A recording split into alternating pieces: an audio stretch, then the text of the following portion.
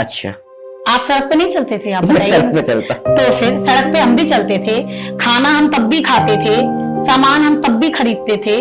लेकिन जब हमारे बहुत बुरे दिन थे, अच्छा। 2014 से पहले जब हमारे बहुत बुरे दिन थे, तो सिलेंडर हमारे यहाँ पे 350-400 रुपए में आता था।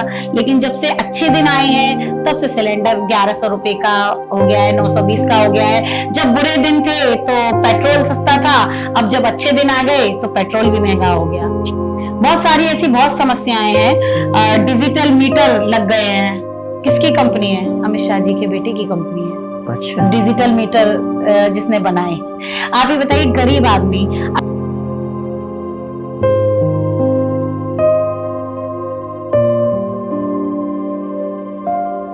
नमस्कार, मैं विकास गोस्वामी। बैक टू बैक मेरे एपिसोड आते जा रहे हैं और आज हमारा तीसरा एपिसोड है। तो आज के जो हमारे गेस्ट हैं, आपको पता चल ही गया होगा, मथुरा के जाने माने हस्तियों में से आते हैं और समाजवादी पार्टी के महानगर अध्यक्ष हैं। तो मैडम, बहुत बहुत स्वागत है। और जो गेस्ट है, इनका नाम है रितु गोयल। बहुत बहुत धन्यवाद। और अगर आप इनके इंस्टाग्राम या फेसबुक पर जाओगे तो आप इनके कार्यशैली को पहचान पाओगे, क्योंकि मुझे बताने की आवश्यकता नहीं है। तो एक बार विजिट जरूर करें आप इनके इंस्टाग्राम पर और फेसबुक पे, क्योंकि जब भी मथुरा में कोई आपत्ति आती है तो सबसे पहले मैडम उस एरिया में जाकर के खाना वितरण करना या फिर ब्रेड बांटना या फल बांटना, जो भी कुछ मैडम की जो श्रद्धा होती है, वो सब कुछ बांट करके अपना सहयोग दर्ज करते हैं। पार्टी के तौर पे नहीं, इनका अपना भी एक योगदान रहता है। तो मैडम, बहुत बहुत स्वागत है इस एपिसोड में। बहुत धन्यवाद, बहुत बहुत और शुक्रिया। मेरा देखो, अब जो इलेक्शन जो चल रहा है, मैं उसी से संबंधित आपसे मैं सवाल पूछना चाहूंगा। जी जी। पहले आप मुझे ये बताने की कोशिश करें कि इंडिया अलायंस जो आपका हुआ है, यहाँ से 3 कैंडिडेट अभी मेरे को जो समझ में आ रहे हैं। तो विजेंद्र सिंह जी हो गए, जो चार से आते हैं, एक हेमा मालिनी जी हो गई और आपके एक हो गए बाबा कड़ेरा सिंह जी। तो आप मुझे बताइए कि जो क्या इंडिया अलायंस ने जाट का कैडर खेला हुआ है या क्या है विजेंद्र सिंह को उतारने का मकसद? जी, सबसे पहले तो मैं आपके चैनल को बहुत बहुत धन्यवाद देती हूँ और बहुत बहुत शुभकामनाएं आपको सबको। मेरे जो लोग देख रहे हैं, सबको मेरी राधे राधे। और मैं ये कहना चाहूंगी कि एक्चुअली अब तक ये होता था यहाँ पे कि एक सेलिब्रिटी बड़ा हल्ला होता था, बहुत शोर करते थे। हेमा मालिनी जी बहुत बड़ी सेलिब्रिटी हैं और बहुत बड़ी नेता हैं। मेरे हिसाब से जो मुझे अब तक मैंने देखा है, वो बहुत अच्छी डांसर हैं, वो बहुत अच्छी एक अभिनेत्री हैं, लेकिन नेता के रूप में वो बिल्कुल फेल हो चुकी हैं। क्योंकि आप भी मुझे अगर बता दें या बीजेपी वाले आकर मुझे बता दें, कोई मथुरा में 10 काम ऐसे गिना दें कि जो हेमा मालिनी जी ने 10 सालों में किए हों। अच्छा, तो वो मुझे बता दें। दूसरी बात रही जाट खेलने की, कोई बात नहीं है। हमने एक देश का बेटा उतारा है, एक देश का बेटा जो हमारे देश के लिए खेलता है, जो देश की जान है। फिर वो चाहे क्रिकेटर हो, चाहे बॉक्सर हो, चाहे वो फुटबॉलर हो, कोई भी हो, तो वो अपने पिता का बेटा नहीं है, वो पूरे देश का बेटा है। वो हम सब लोगों को बहुत अच्छे से समझेगा, मथुरा की समस्याओं को समझेंगे वो, और जितनी भी समस्याएं हैं मथुरा की, वो सारी समस्याएं हल होंगी। क्योंकि अब तक मैं आपको बताऊं, हेमा मालिनी जी ने, देखिए आप गिनते रहिएगा, मंकी सफारी नहीं बनी यहाँ पे 10 साल में। सबके चश्मे गायब होते हैं, लोगों के आधार कार्ड गायब हो जाते हैं, पर्स गायब हो जाते हैं। मंकी सफारी बहुत जरूरी थी, क्योंकि एक टूरिस्ट प्लेस है मथुरा वृंदावन, मंकी सफारी नहीं है। बड़ा दुख होता है। हम सब लोग गाय को पूजते हैं, 33 करोड़ देवी देवता गाय में विराजमान है, और योगी जी तो बहुत मानते हैं, हमारे माननीय मुख्यमंत्री जी। फिर भी गाय ना गंदा कचरा और थैलियां खा रही हैं। गायों के लिए कोई व्यवस्था नहीं है। नंबर 3, जमुना जी का आचमन अगर हेमा मालिनी जी कर लें, हमारे माननीय मुख्यमंत्री जी कर लें, तो मैं मान जाऊं। सबसे बड़ा मुद्दा यहाँ की जमुना जी गंदी है। चौथा मुद्दा ये है कि अगर 2 घंटे बारिश होती है तो यहाँ से कोई नहीं निकल सकता है। आपका तो ऑफिस मेरे ख्याल से कंकाली पर है, बीएसए कॉलेज पर है। अगर हो जाए तो आपकी बाइक स्कूटर बंद हो जाएंगे। भाई मेरे तो हो जाते हैं, आपका पता नहीं। अच्छा। मीडिया का, हाँ। तो आप सोचिए, मतलब मथुरा जैसा शहर जहां लोग रोज घूमने आ रहे हैं, उनको कितनी परेशानियों का सामना करना पड़ता है बारिश अगर होती है तो। ठीक है। 5वां मुद्दा, यहाँ पर शुगर मिल थी, जो किसान हमारे बेचारे जो गन्ना पैदा कर रहे हैं, आसपास के जो लोग गन्ना पैदा कर रहे हैं, कोई शुगर मिल यहाँ पर, बहुत बड़े वायदे किए गए कि सरकार आएगी, शुगर मिल बनेगी, या क्या हुआ आप बताइए? शुगर मिल खोली तो कहाँ खोली है आप बताइए? जा रहा है? बड़ा बड़ा क्या कहते हैं, होर्डिंग लगा रखे। होर्डिंग तो देखिए, नाम बदलना और होर्डिंग लगाना तो ये भाजपा का काम है। शुगर मिल खुलने का स्वागत करते हैं, बहुत बहुत धन्यवाद। स्वागत करते हैं और स्वागत होता रहेगा, वो अच्छी बात है, लेकिन नाम बदलना भाजपा का बहुत बड़ा काम है, होर्डिंग लगाना इनका काम है। जैसे कि लखनऊ की मेट्रो बनवाई हमारे माननीय राष्ट्रीय अध्यक्ष अखिलेश यादव जी ने, उद्घाटन योगी जी ने किया, आप बताइए। अच्छा। उन्होंने गोमती रिवर फ्रंट बनवाया, मेदांता बनवाया, पेंशन दी, लोहिया आवास बनवाए, तो बहुत सारी चीजें ऐसी हैं जो काम हमने किए, हमारी समाजवादी पार्टी सरकार ने किए, लेकिन नाम उनको योगी जी ने दिया। आप बताइए मुझे, गोवर्धन चौराहा किसके नाम पर है? मैं आपसे ही सवाल कर रही हूँ। ठाकुर जी के नाम पर है, हमारे भगवान के नाम पे है, गोवर्धन महाराज के नाम पे है, उसको बदल के उन्होंने अटल चौक कर दिया। अच्छा, ठाकुर जी का ही नाम पीछे ले गए वो, आप खुद सोचिए। मतलब सबसे बड़ी बात, मतलब जो हर समय भक्ति की और जाति की, धर्म की बात करते हैं, राम की बात करते हैं, उन्होंने हमारे गिरिराज जी का नाम ही बदल दिया, गोवर्धन महाराज का नाम ही बदल के अटल चौक कर दिया। अच्छा। सबसे बड़ी बात। ठीक है जी। तो मैं आपसे पूछना चाहता हूँ कि अभी मैं दैनिक जागरण की एक रिपोर्ट पढ़ रहा था जी, जिसमें एक एडिटोरियल आता है और उसमें ये देखा गया कि राजस्थान के उन लोगों को टिकट कर चुकी है, फिर भी वो अपना चुनाव लड़ने से पीछे हट रहे हैं। क्या इंडिया अलायंस इतना कमजोर दिख रहा है? और मध्य प्रदेश की बात करें, छत्तीसगढ़ की बात करें, कर्नाटक की बात करें, वहां से कुछ लोगों की टिकट करने के बावजूद भी वो पीछे हट रहे हैं। तो क्या मतलब इंडिया अलायंस कमजोर है या मतलब डर है? देखिए, इंडिया ना तो कमजोर था, ना कभी कमजोर है और ना कभी कमजोर होगा, लेकिन बीजेपी का जो वो रहता है ना, मोटिव क्या रहता है कि लोगों पे ईडी लगा दो, उन पे छापे पड़वा दो, उन पे इनकम टैक्स की जांच बैठा दो। अगर आज आप किसी पर्टिकुलर पार्टी को अगर आप बिलोंग करते हैं और आपकी फैमिली पे, पूरी फैमिली पे दबाव बन जाए, आपको जेल भेज दिया जाए, आप पे ईडी, सीबीआई, इनकम टैक्स लगा दिया जाए, तो आप ही नहीं, आपका पूरा घर परिवार, पूरा खानदान कहने लगेगा जी हम भाजपा वाले हैं। अच्छा। हाँ, तो जब आप आदमी को इतना डरा रहे हो, आप मुझे खुद बताइए, जैसे कि हमारे माननीय जयंत चौधरी जी, उनको राज्यसभा सांसद पहुंचाया माननीय अखिलेश यादव जी ने पहुंचाया। आप भी इस चीज से एग्री करते हैं, ठीक है? उसके बाद में बीजेपी बोलती है हमारी बहुत बहुत बड़ी पार्टी है, हमारी राष्ट्र पार्टी है, हमें किसी से डर नहीं है, हम अपने बलबूते पे जीतते हैं। उसके बाद भी फिर आप छोटे छोटे दलों को आप तोड़ रहे हो, आप उनको लालच दे रहे हो। लालच क्या दे रहे हो? आप उन्हें डर बैठा रहे हो। अगर वो नहीं जाते तो ईडी, सीबीआई सब उनके पीछे होती। आप देख सकते हो सिटिंग सीएम इस समय हमारे अंदर है, दिल्ली के। ठीक। तो इसी वजह से उनको डर दिखा दिया है, इतना दहशत उनके अंदर कर दिया है कि जिनको टिकट मिलती है वो कभी घबरा जाते हैं। इंसान है, ठीक, जो डरता है। इंसान डरता है जी, इंसान का जमीर तो नहीं डरता है ना? हाँ, इंसान का जमीर नहीं डरता है, लेकिन जब उसके पीछे उसका परिवार होता है तो बहुत कुछ सोचना पड़ जाता है। अब जयंत जी एक बहुत अच्छी पार्टी अपनी आरएलडी को वो करते थे, उसके बाद भी वो इतना घबरा गए, इतना डर गए कि उन्होंने बीजेपी ज्वाइन कर ली। आप सोचिए, एनडीए ज्वाइन कर ली तो बहुत बड़ी बात है ये। तो कोई ऐसी बहुत बड़ी बात नहीं है कि अगर लोग पीछे हट रहे हैं तो कोई बड़ी बात नहीं है। देखो, बात करें हम इलेक्शन 2024 की जी, तो समाजवादी पार्टी अपने आप को कहाँ देखती है?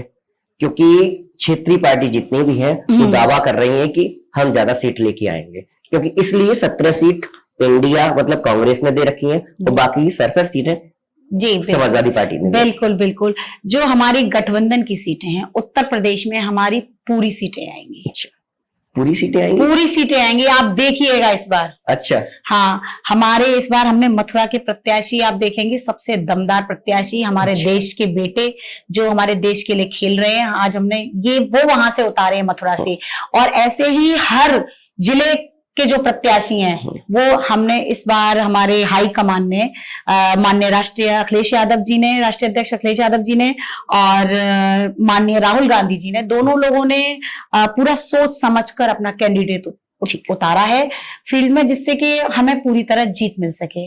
ये हम इलेक्शन के बाद आपसे मिलेंगे। अच्छा, तब आप 4 तारीख के बाद तब दिवाली मनाते हुए आप मुझे बताओ, आपने बीच में ईडी का नाम लिया, जी, आपको फोन आया कभी ईडी से? ईडी से तो नहीं आया, लेकिन पाकिस्तान से मुझे फोन आया अभी कुछ दिन पहले, और धमकी भी मिली है मुझे। अच्छा, बोल रहे थे कि एक्चुअली मैं अपनी मदर इन लॉ को नीचे ब्रेकफास्ट देने आई हुई थी, मेरे पास कॉल आती है, बोलते हैं आप रितु गोयल बोल रही हो? मैंने कहा हाँ जी बोल रही हूँ। तो बोले कि ऐसा है, अगर तूने 10 करोड़ रुपए नहीं दिए तो तुझको हम मरवा देंगे। मैं इतनी देर में मैं बोलती हेलो हेलो, वो फोन कैसे कट हुआ, या नेटवर्क नहीं होगा, वो कट हो गया। मैं तुरंत ऊपर गई, मैंने हस्बैंड को अपनी सारी बात बताई। अच्छा, उनको बताने के बाद में थोड़ी सी देर में दोबारा फिर कॉल आती है, वो हस्बैंड के नंबर पे आती है। अच्छा, मैं एक्चुअली हम लोग के एप्पल के फोन है तो रिकॉर्डिंग नहीं होती है, तो हस्बैंड ने जब बात की तो फिर मैंने अपने फोन से रिकॉर्ड किया कैमरा खोल करके। तो वो हस्बैंड से ये कह रहे थे कि ये बताइए कि तुम्हारा कौन रहता है यहाँ कनाडा में, कौन रहता है? मेरे पास रिकॉर्डिंग है, उस चीज की प्रूफ है, मैंने तहरीर भी दी है थाना हाईवे में। अच्छा, तो कार्रवाई हुई आपकी? मेरी अभी कोई कार्रवाई नहीं हुई है। कार्रवाई बीजेपी सरकार में, कार्रवाई हम लोगों पे कहाँ, हम लोगों की कहाँ सुनी जा रही है? तो पूरी रिकॉर्डिंग है मेरे पास में, वो नंबर है मेरे पास में, और वो कह रहा है मैं कनाडा से बोल रहा हूँ और तुम्हारा कौन कौन यहाँ रहता है? कोई ना कोई तो रहता होगा। तो बहुत सारी चीजें ऐसी होती है कि मेरे पास कि हाँ 92 से नंबर आया था, जो नंबर का अभी स्क्रीनशॉट भी है मेरे पास में। अच्छा। और वीडियो रिकॉर्डिंग है मेरे पास में, जो मैं आपको दिखा दूंगी। और रही बात उसकी, मेरे फोन लिसनिंग वगैरह पर लगे रहते हैं कि कहाँ किससे बात हो रही है, तो लोग पीछे तो पड़े हुए हैं। अच्छा, तो मतलब आप ठीक है। तो मैं ये पूछना चाह रहा था आपसे, जो मथुरा में वो कौन सा मुद्दा है जिसे समाजवादी और जो विजेंद्र सिंह जी आ रहे हैं तो जनता के बीच जाएंगे? एक मुद्दा बताना है आपको, 10 मुद्दे नहीं बताने। एक मुद्दा नहीं भाई, देखिए काम कुछ हुआ नहीं है, हेमा मालिनी ने काम कुछ किया नहीं है। कुछ तो कराया हुआ, सड़क तो बनाई, अब गाड़ी चल लेके आई है। वो सड़क तो 2014 से पहले भी थी। अच्छा, आप सड़क पे नहीं चलते थे? आप बताइए। सड़क पे चलता, तो फिर सड़क पे हम भी चलते थे, खाना हम तब भी खाते थे, सामान हम तब भी खरीदते थे। लेकिन जब हमारे बहुत बुरे दिन थे, अच्छा, 2014 से पहले जब हमारे बहुत बुरे दिन थे, तो सिलेंडर हमारे यहाँ पे 350-400 रुपए में आता था। लेकिन जब से अच्छे दिन आए हैं तब से सिलेंडर 1100 रुपए का हो गया है, 920 का हो गया है। जब बुरे दिन थे तो पेट्रोल सस्ता था, अब जब अच्छे दिन आ गए तो पेट्रोल भी महंगा हो गया। बहुत सारी ऐसी बहुत समस्याएं हैं। डिजिटल मीटर लग गए हैं। किसकी कंपनी है? अमित शाह जी के बेटे की कंपनी है। अच्छा, डिजिटल मीटर जिसने बनाए हैं। आप ये बताइए, गरीब आदमी अगर 1 महीने में अगर बिजली का बिल जमा नहीं कर पाता है तो उसकी लाइट काट दी जाती है केवल 1 महीने में। पहले वो 2 महीने 3 महीने हो जाता था, सोचता था पहले बच्चे की फीस जमा कर दूं, इस बार बिजली का बिल जमा कर दूंगा। सोचता था या नहीं सोचता था? अब जिस डेट को आपका बिल जनरेट होगा, 5 तारीख को अगर जनरेट होगा तो 5 को ही आपकी लाइट कट हो जाएगी। उसके बाद में 700 रुपए कनेक्शन दोबारा जुड़वाने के लगते हैं। या कभी भूल भी जाते हैं कि आज बिल जमा करना है, कभी स्लिप भी हो जाता है माइंड से। तो मुद्दे बहुत हैं यहाँ पर, ऐसी बात नहीं है कि मुद्दे नहीं है, पूरे देश में मुद्दे हैं। और सबसे बड़ा मुद्दा है यहाँ पर, जमुना जी साफ नहीं हुई, मंकी सफारी नहीं बनी, गायें खुली घूम रही हैं, सड़कें हमारी ऐसा कोई टुकड़ा आपको नहीं मिलेगा गांव का जो जहां पे गड्ढे ना हो, गड्ढा मुक्त ना हो। शुगर मिल यहाँ नहीं बनी है, रोजगार आदमी के पास नहीं है, यहाँ के स्कूलों में अच्छी शिक्षा नहीं हो मिल पा रही है। जो चिकित्सा है हमारी, जो सरकारी हॉस्पिटल है, अगर आप जाएंगे तो पहली बात तो आपको डॉक्टर ही अवेलेबल नहीं मिलेंगे। दूसरी बात, आपको डॉक्टर मिल जाएंगे तो दवाइयां नहीं मिलेंगी। दवाइयां मिल जाएंगी तो आपके जो टेस्ट होने हैं ना, तो बाहर की लैब में भेज दिया जाता है कि जाइए आप वहां से आप अल्ट्रासाउंड करा लीजिए, उधर से करा लीजिए, क्योंकि डॉक्टरों का कमीशन बंधा हुआ है। आप मुझे बताइए कि इतनी सारी बातें आप बोल रही हैं, 10 साल से हेमा मालिनी सांसद है जी। 2014 में उनको 3 लाख करीब वोट मिले जी। उसके बाद में 2019 में उनको 6,71,825 वोट मिले जी, जी, जी, जी। आप मुझे इतना बताओ तो फिर लोग चुन क्यों रहे उनको? चुन, पहली बात तो ये कि ऐसा कोई जादू तो नहीं, जादू तो किया कुछ नहीं है। जनता हमारी मथुरा की बहुत भोली है, वो हर बार ना झूठे वायदों में आ जाती है। वो हर बार वायदा करती है कि इस बार नहीं हुआ, तो जनता उनको सोचती है चलो इस बार नहीं किया, शायद इस बार हो जाएगा। एक धर्म के नाम पर कि ये लोग हमको बांटते हैं, जबकि हम लोग भी यही पैदा हुए, मुस्लिम भी यही पैदा हुए। जब मुस्लिम यहाँ पैदा हुआ है तो वो कहाँ जाएगा? वो हिंदुस्तानी है मुस्लिम यहाँ का, पाकिस्तानी नहीं है। लेकिन जो अब सीएए का कानून जो लागू कर दिया है, इन्होंने बोला है कि जो बाहर के, जो पाकिस्तान के, बांग्लादेश के जो मुसलमान हैं, जो हिंदू हैं, वो यहाँ आ जाएं, उनको यहाँ रोजगार दिया जाएगा। तो वो पाकिस्तानी और वो बांग्लादेशी हो गए। यहाँ का मुसलमान हिंदुस्तानी है, हिंदुस्तानी ही रहेगा। जो बाहर से हिंदू और मुस्लिम आ रहे हैं वो पाकिस्तानी और बांग्लादेशी हुए। आप उनको रोजगार दे रहे हो, हमारे यहाँ के युवा को रोजगार क्यों नहीं दे रहे हो? आप उनको आवास दे रहे हो, रहने का स्थान दे रहे हो, हमारे लोग बेघर क्यों हो रहे हैं? ठीक है, जनता बहुत भोली होती है, तो इसको आप जैसे बोल दो वो वैसे समझ जाती है। ठीक जी, आप मुझे इतना बताएं कि आपका जो अरविंद केजरीवाल जी का इस समय समय खराब चल रहा है या फिर समय अच्छा इसको माने, उनकी मतलब जो पब्लिसिटी है वो काफी ज्यादा बढ़ती जा रही है। लेकिन एक चीज ये देखी जा रही है कि बैक टू बैक जो मतलब राइट विंग जो पार्टी है, वो जैसे कि मनीष सिसोदिया हो गए, संजय सिसोदिया हो गए, संजय सिंह हो गए, और आपके और केजरीवाल जी हो गए। तो केजरीवाल जी का इंतजार किया जाता कि उनको कब गिरफ्तार किया जाए। जी, उनको चुनाव से कुछ दिन पहले ही गिरफ्तार किया गया। लेकिन आप मुझे इतना बताएं कि एक सिटिंग एमएलए, देश में पहली बार ऐसा हुआ है कि केजरीवाल जी को गिरफ्तार किया गया, इस पर आपका क्या राय है? जी, सबसे पहले तो मैं ये कहना चाहूंगी, तानाशाह बढ़ती जा रही है, क्या हो रहा है? पहली बात तो ये है कि केजरीवाल जी का समय खराब या अच्छा हम क्या कहें, ईश्वर जो करता है वो शायद अच्छे के लिए करता है। शायद उनको गिरफ्तार किया है अच्छे के लिए, क्या उनकी पब्लिसिटी हो रही है और वो जीतेंगे, आगे भी सीएम बनेंगे, ऐसा नहीं है। और ये एक तानाशाही है। इलेक्शन होने देते, उसके बाद करते। आप 10 साल से कहां बैठे हुए थे? मनीष सिसोदिया जी को गिरफ्तार किया गया, उनके पास से क्या मिला? आप मुझे बता दीजिए।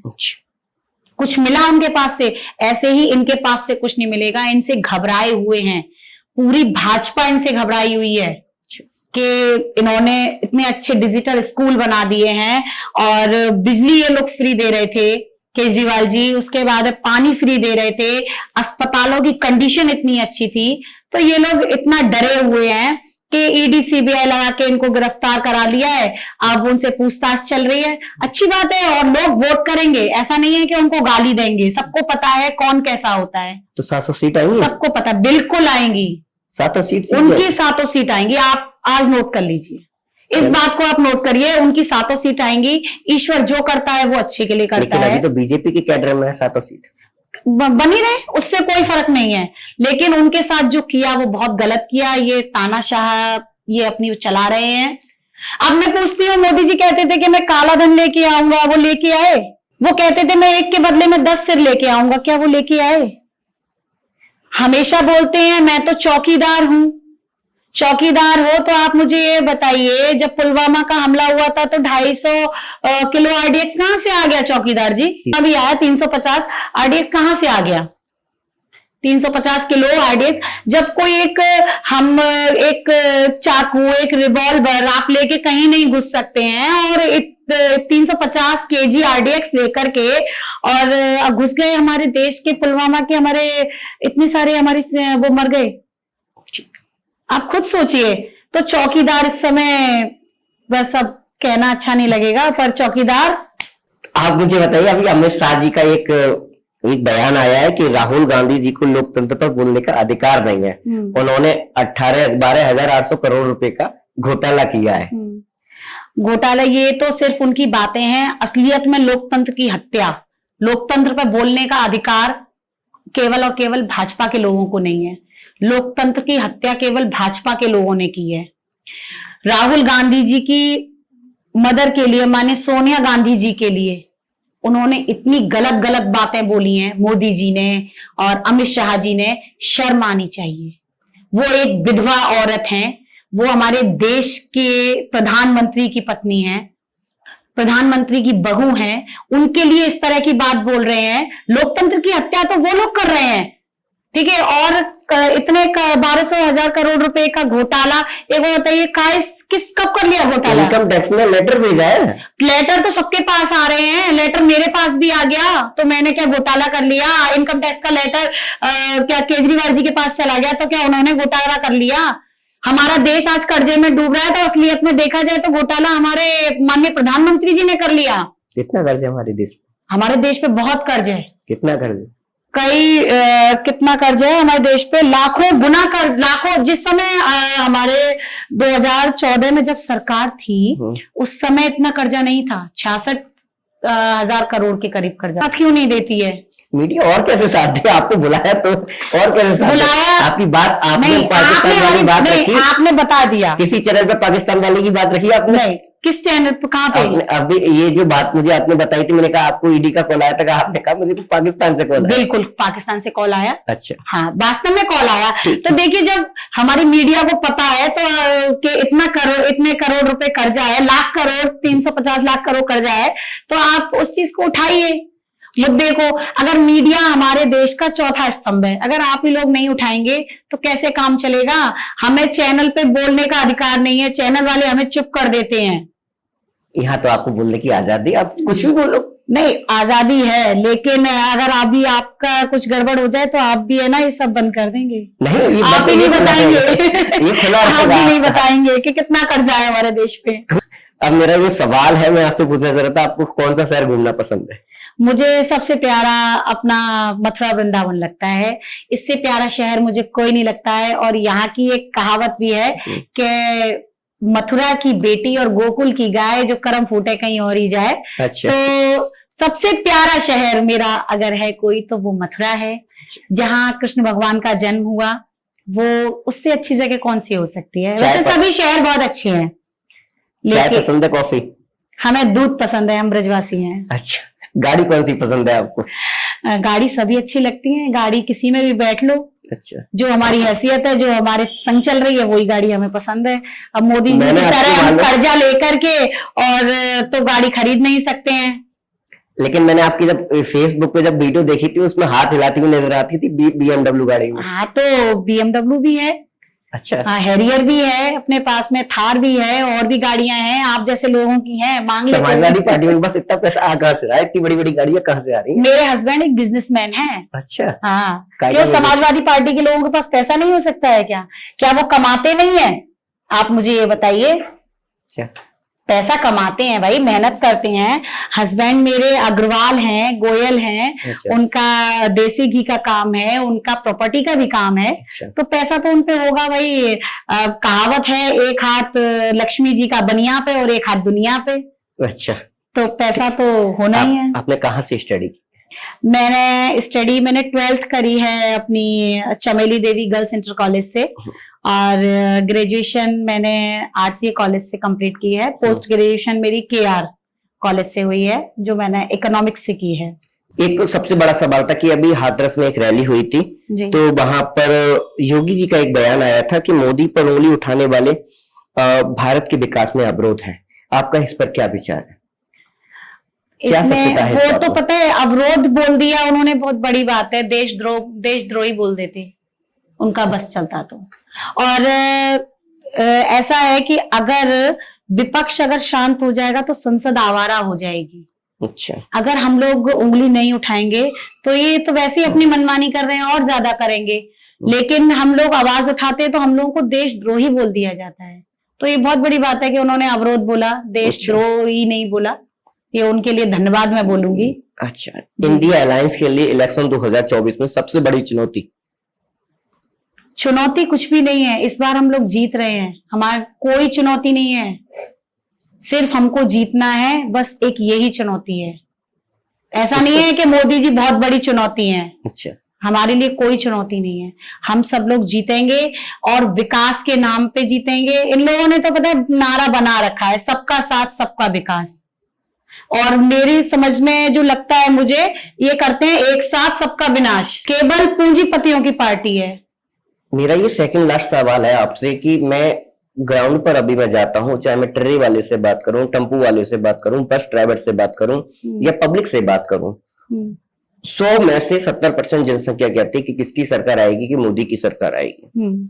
तो क्या जमीनी स्तर पर लोगों के दिमाग में ऐसे क्या कुछ खिला दिया है या कुछ सुगा दिया है या फिर कुछ ऐसा कर दिया है, काला जादू टोना कर दिया है कि जब भी किसी से पूछा जाए कि वो कहता है सिर्फ मोदी जी, उनको चेहरा कोई दिखाई नहीं देता।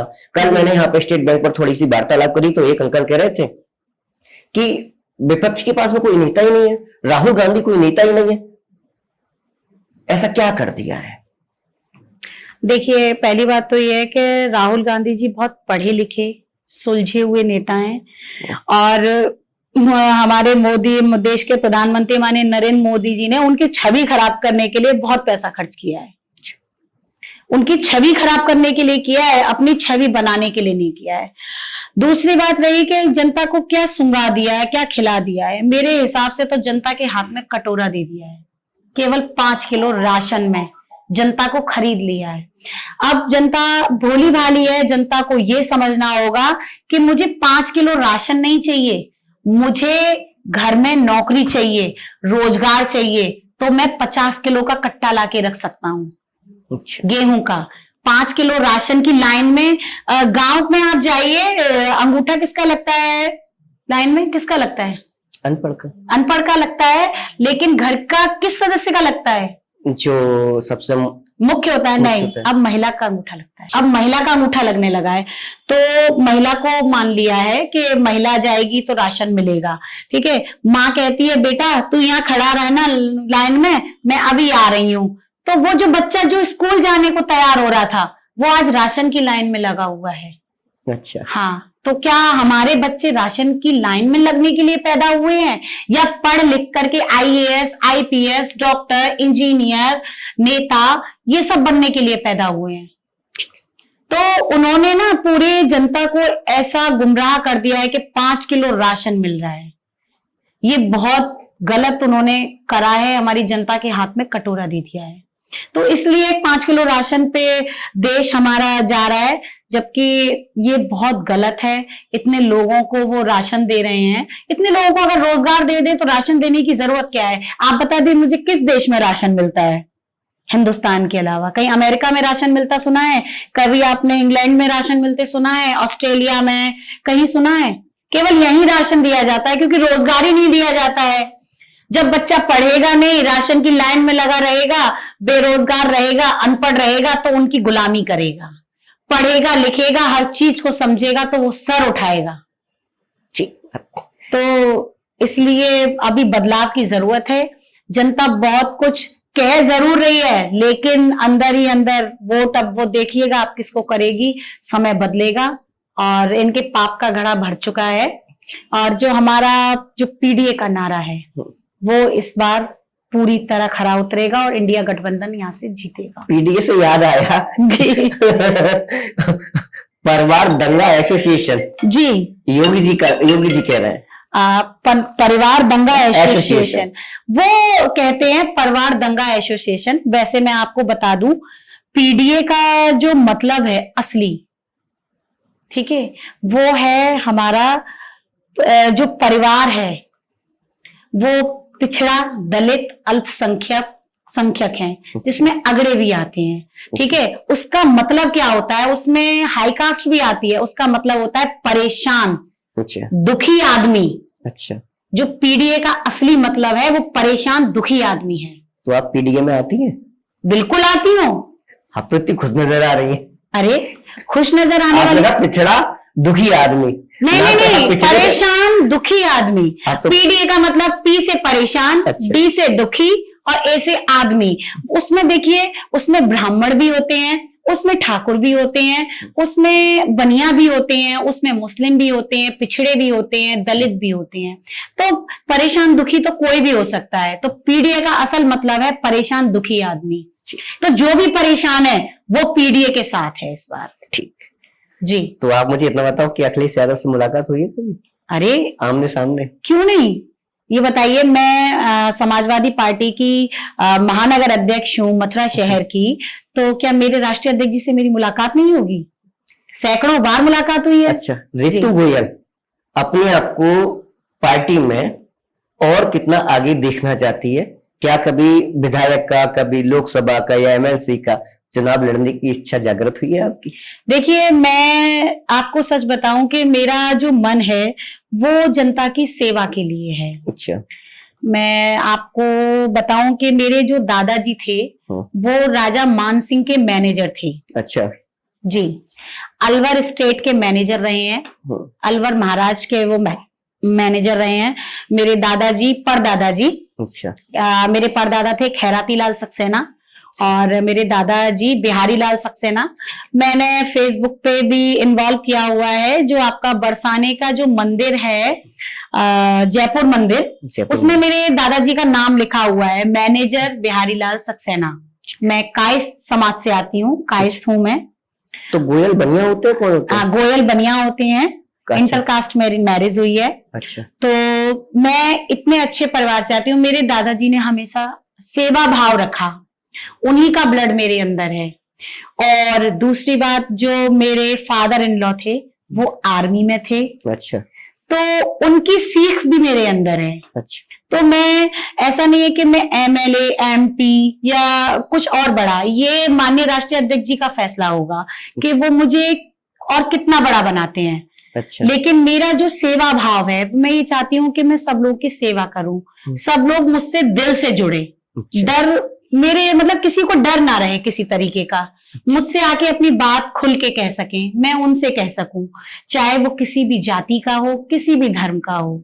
मुझे लोगों का प्यार चाहिए, और अगर प्यार मिलेगा, उनका अगर दुआएं आशीर्वाद मिलेगा, तो तरक्की तो ईश्वर अपने आप ही दे देगा। ठीक है जी, मैं यहीं खत्म करता हूं। और मैं आपसे कहना चाहता हूं कि इतनी अच्छी मुद्दे पर बात हुई, मैडम ने अच्छी बातें रखी, और इस पॉडकास्ट को मैं चाहता हूं कि ज्यादा से ज्यादा लोग शेयर करें और मैडम को देखें, और मैडम को इंस्टाग्राम और फेसबुक पे फॉलो जरूर करें। और मैडम का बहुत अच्छा काम है, सहयोग बहुत अच्छा है लोगों के प्रति। और मैडम मैं बहुत अच्छा लगा, आपका व्यवहार बहुत अच्छा है, आपका स्टाफ बहुत अच्छा है। और मैं श्री बांके बिहारी से ये प्रार्थना करूंगी कि आपका चैनल बहुत तरक्की करे, आपके फॉलोअर्स बढ़े, और आपके चैनल के माध्यम से, और मेरे जितने भी चाहने वाले अगर मुझे देख रहे हैं, मैं सभी से कहूंगी आप विकास जी के चैनल को फॉलो करें, सब्सक्राइब करें, और इनके लिए दुआ करें कि ये बहुत तरक्की करें, बहुत ऊपर जाएं। धन्यवाद।